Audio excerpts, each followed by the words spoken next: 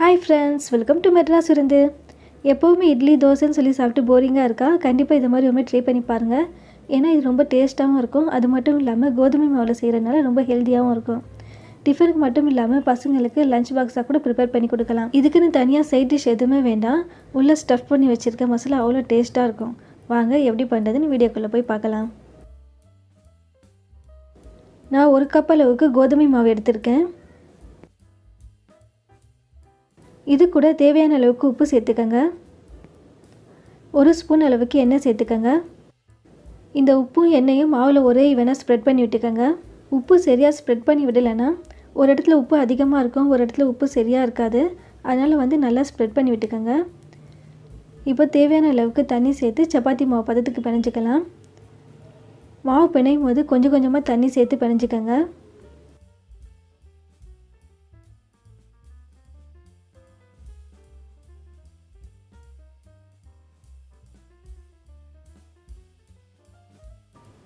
இப்போ பாருங்கள், மாவு பிணைஞ்சாச்சு. பார்க்கும்போதே தெரியும் நல்லா சாஃப்டாக பிணைஞ்சிருக்கு பாருங்கள். மாவு மேலே காயாமல் இருக்கிறதுக்காக கொஞ்சமாக எண்ணெய் சேர்த்து மாவு ஃபுல்லாக ஸ்ப்ரெட் பண்ணிக்கோங்க. ஏன்னா இந்த மாவு 10 நிமிஷம் அளவுக்கு ஊறணும். ஒரு மூடி போட்டு மூடி வச்சிடலாம். இப்போ ஸ்டஃபிங்க்கு மசாலா ரெடி பண்ணிக்கலாம். பேன் சூடானதும் 3 ஸ்பூன் அளவுக்கு எண்ணெய் சேர்த்துக்கோங்க. எண்ணெய் கொஞ்சம் சூடானதும் 1/2 ஸ்பூன் அளவுக்கு சீரகம் சேர்த்துக்கோங்க.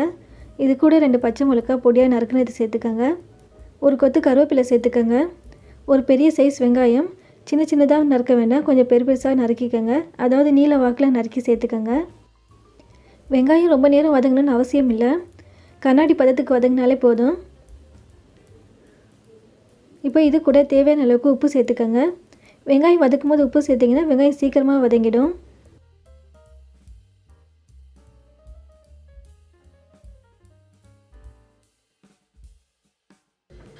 இது கூட 1/2 ஸ்பூன் அளவுக்கு இஞ்சி பூண்டு விழுது சேர்த்துக்கோங்க. இஞ்சி பூண்டுடைய பச்சை ஸ்மெல் போகிற வரைக்கும் நல்லா வதக்கி விட்டுக்கோங்க. 1 நிமிஷம் அளவுக்கு வதக்கினா போதும். இது கூட ஒரு மீடியம் சைஸ் கேரட் துருவி சேர்த்துக்கிறேன்.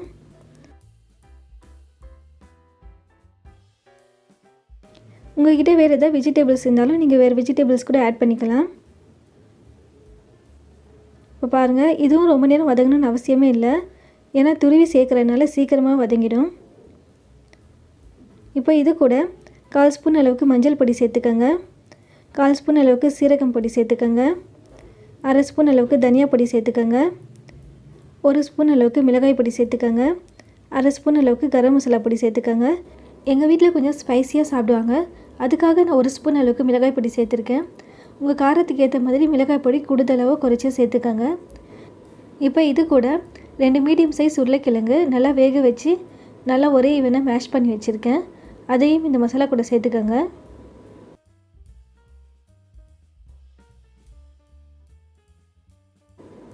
இந்த உருளைக்கிழங்கு இந்த மசாலா கூட ஒரே ஈவனாக மிக்ஸ் பண்ணி விட்டுக்கோங்க. உருளைக்கிழங்கு மிக்ஸ் பண்ணும்போது ஸ்டவ் லோ ஃப்ளேமில் தான் இருக்கணும்.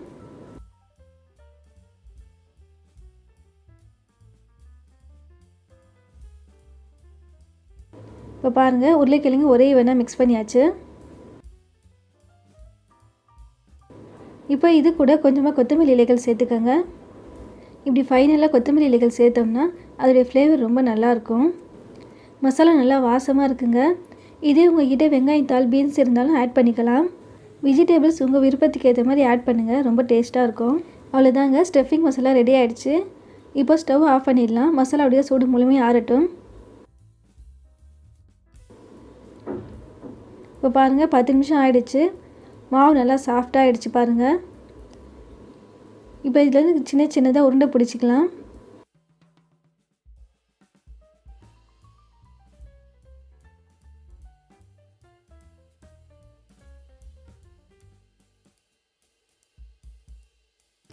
இப்போ இது ரவுண்ட் ஷேப்பாக இருக்காமல் நல்ல ஒரு ஷேப் கொடுத்துக்கோங்க. இப்போ இந்த மாவு கனமாக தேய்ச்சிக்கோங்க. ரொம்ப மெல்லிசான தேய்க்கக்கூடாது, இன்னும் கொஞ்சம் நல்லா கனமாக இருக்கணும்.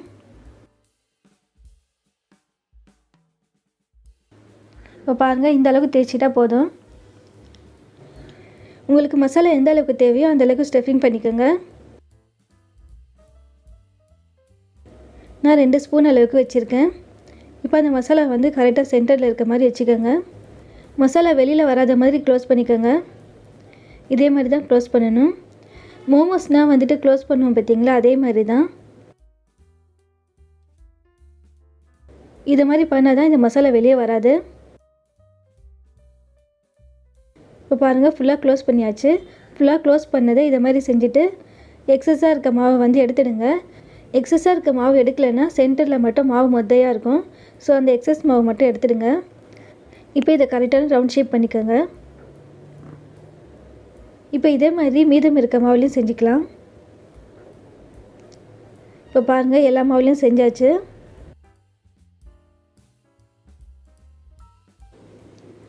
ஸ்டவ் மீடியம் ஃப்ளேமில் வச்சுடுங்க. இப்போ ஒன்று ஒன்றா சேர்த்துக்கோங்க. எண்ணெய் அதிகம் சேர்க்க வேணாம், இந்த அளவுக்கு சேர்த்தாலே போதும். காரம் சாப்பிடாத குட்டீஸ்னால் இருப்பாங்க இல்லையா, அவங்களுக்கு செய்கிற மாதிரி இருந்தால் இந்த மசாலாவில் பச்சை மிளகாய் வந்து ஸ்கிப் பண்ணிவிடுங்க. மிளகாய் தூளுக்கு பதில் டொமேட்டோ சாஸ் வந்து 1 ஸ்பூன் 2 ஸ்பூன் அளவுக்கு ஆட் பண்ணிக்கோங்க. அதுவும் டேஸ்ட்டாக தான் இருக்கும். அப்படி செஞ்சு கொடுத்தா குட்டீஸ் நல்லா விரும்பி சாப்பிடுவாங்க. இப்போ பாருங்கள், ஒரு பக்கம் வதங்கிடுச்சு, திருப்பி போட்டுக்கலாம். உங்களுக்கு ரெசிப்பியில் ஏதாவது டவுட்ஸ் இருந்தாலும் கமெண்ட்ஸில் கேளுங்க. இப்போ பாருங்கள், இதே மாதிரி தான் ஒன்று ஒன்றா திருப்பி போட்டுக்கணும்.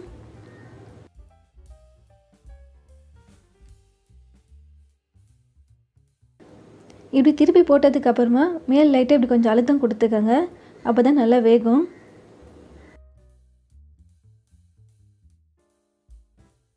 இப்போ பாருங்கள், நல்லா வெந்துட்டு வருது.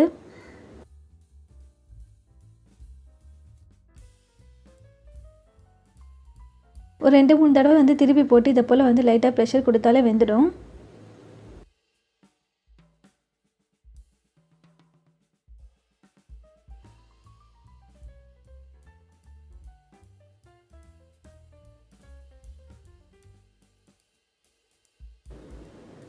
இந்த ஓரங்கள்லேயே இதை மாதிரி நல்லா வதக்கிக்கோங்க.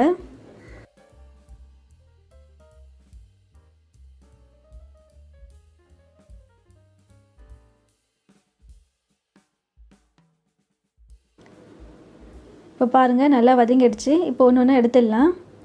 பார்க்குறதுக்கு அழகாக இருக்குது பாருங்கள். காலை நேர உணவு ரொம்ப சூப்பராக ரெடி ஆகிடுச்சு. இந்த டிஃபன் செய்கிறதுக்கு பார்த்திங்கன்னா அதிக நேரம்லாம் எடுக்காது, குறைஞ்ச நேரத்திலே செஞ்சிடலாம். அதிகபட்சமாக பார்த்திங்கன்னா 15 நிமிஷத்தில் முடிஞ்சிடும். இப்போ பாருங்கள், சூப்பராக ரெடி ஆகிடுச்சு. நல்லா சுட சுட இருக்குதுங்க. சூடு ஆறுனதுக்கப்புறமா சாப்பிட்டாலும் அந்த டேஸ்ட்டு குறையாமல் அப்படியே இருக்கும்.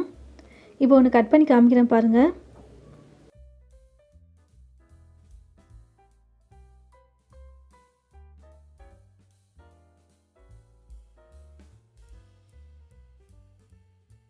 ஸ்டஃபிங் பாருங்கள், எந்த அளவுக்கு நல்லா பர்ஃபெக்டாக இருக்குது. இது நல்ல ஒரு டேஸ்டியான ஹெல்த்தியான டிஃபன்.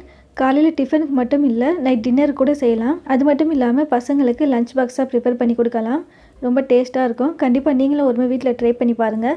ட்ரை பண்ணி பார்த்துட்டு எப்படி இருக்குன்னு என் கூட கமெண்ட்டில் ஷேர் பண்ணிக்கோங்க. இந்த ரெசிபி ஃப்ரெண்ட்ஸ், ஃபேமிலி, ரிலேட்டிவ்ஸ் வேறு யாருக்காவது தேவைப்பட்டாலும் இந்த வீடியோ ஷேர் பண்ணிவிடுங்க. மறக்காமல் நம்ம மெட்ராஸ் விருந்து சேனலுக்கும் சப்ஸ்கிரைப் பண்ணிக்கோங்க. தேங்க்யூ.